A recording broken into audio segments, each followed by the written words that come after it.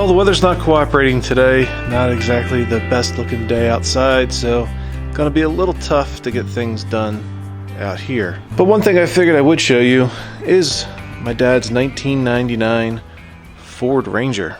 Now that I'm up to a whopping 37 subscribers, this is a truck you're gonna see frequently on the channel. This is kind of like an ongoing project truck.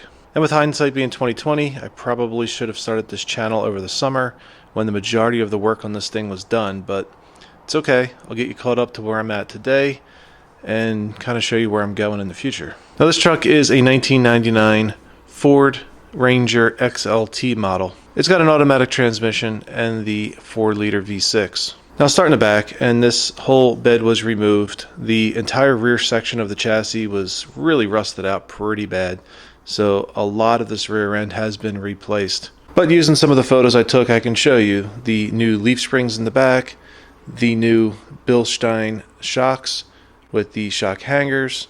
The leaf springs also got new shackles and mounts. Did a Hellwig anti-sway bar in the back, a new fuel pump. Evap system has been changed out, the charcoal canister and the solenoid. And of course, all the rust has been fixed. Thank goodness for a friend of mine. He did all the welding for me, welded in some patches to where there were some holes through the chassis, through the frame. He got all that fixed up real nice for me. And he also welded in some rear sections because they were pretty well shot. Obviously, you can see the American Racing wheels with the Dynapro hand-cooked tires. It's got a tow package, but the tow hitch was completely rusted out, so I put on a new Kurt Class 3, I believe it was, tow hitch. The fuel filler neck was completely rusted out, as well as the lines running to the tank, so all that was replaced out. And I was able to find the cross sections for the rear chassis, one that holds the spare tire. I also put on a new spare tire, say crank. That's what winches the spare tire up and down. But I found a new one of those, or a new old one of those to put on, and I got the new cross member for the rear. And because the exhaust system was pretty rusted out, I did throw in a nice exhaust system. I threw in a Gibson stainless steel catback.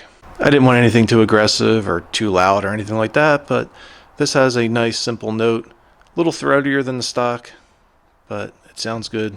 I'm happy with it. When the bed was put back on, I did find a bed liner, a drop-in plastic bed liner, $20. It's obviously used, but it's perfect for what I need. And also one of the first videos that you saw on this channel was the Herculiner bed liner.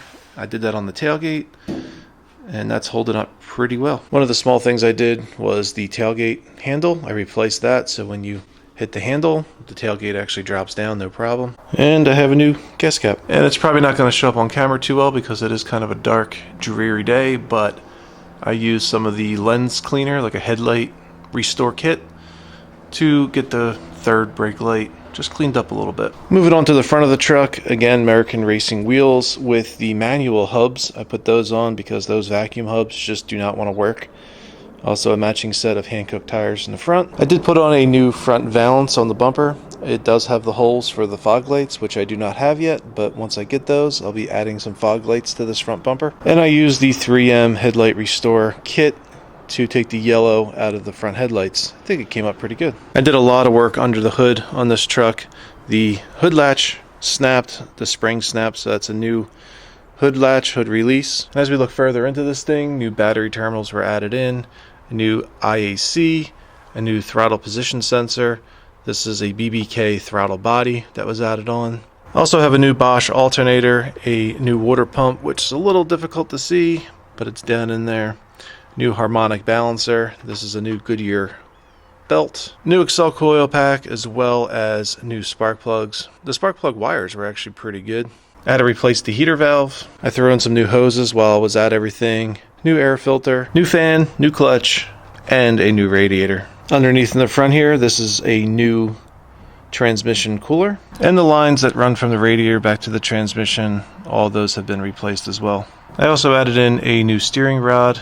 The thermostat was replaced out. I just cleaned up the thermostat housing a bit. And the last two things I think for the inside of this engine, I did top off the coolant, the R134, and I did add in a new idler pulley. A couple things on the outside, just a shorty antenna because I just can't stand the full-size antennas, and throw on some new wiper blades. I do have to go back through when the weather breaks a little bit, clean up these arms and spray those again just to get the rust off of them, make them look a little better. And I also have some peeling clear coat on the hood. I like to get a wipe on, say clear coat. I've seen Vice Grip Garage, a few other products that possibly could solve this issue for me. All in all, this truck's not in bad shape, but it does have 257,000 miles on it, so it is up there in mileage. Also on the outside, I did replace the rear view mirrors on both sides, passenger and driver. On the inside of this truck, it's pretty clean. Didn't have to do much to it. The truck did have seat covers, and the seat covers were in pretty bad shape, but once I tore those off, the cloth underneath was really looking good. There was a cigarette hole burn right here, but I was able to replace that just with some YouTube hackery that I saw, and that worked out pretty well. Also, the lid to the console was cracked and broken, so I grabbed a new lid off of eBay. I threw some Husky floor mats in here just to try to protect the carpet, which is actually in pretty good shape. I threw in a new dash bezel. This is a new old stock, and it looks pretty good.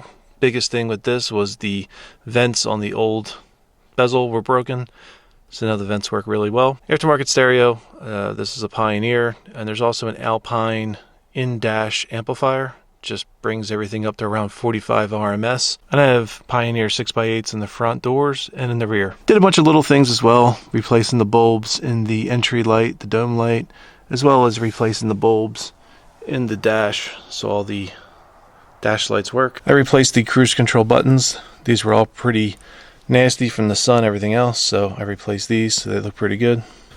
And besides that, I really just gave the interior a general wipe down and clean. The truck really wasn't in bad shape, so it really wasn't that bad to clean it up. So obviously this truck is high mileage. There's always going to be something with it, so it's going to be an ongoing project. I already know that I have some coolant leaking out of the timing cover. Not really too worried about that, but at some point I may address it. With 257,000 miles on the odometer, I'm assuming this is the original engine from what I know about this truck. So I don't know if a motor swap is in my future or not. Maybe so. The transmission is still solid. Don't feel slipping or anything like that, so I'm going to run that as long as I can.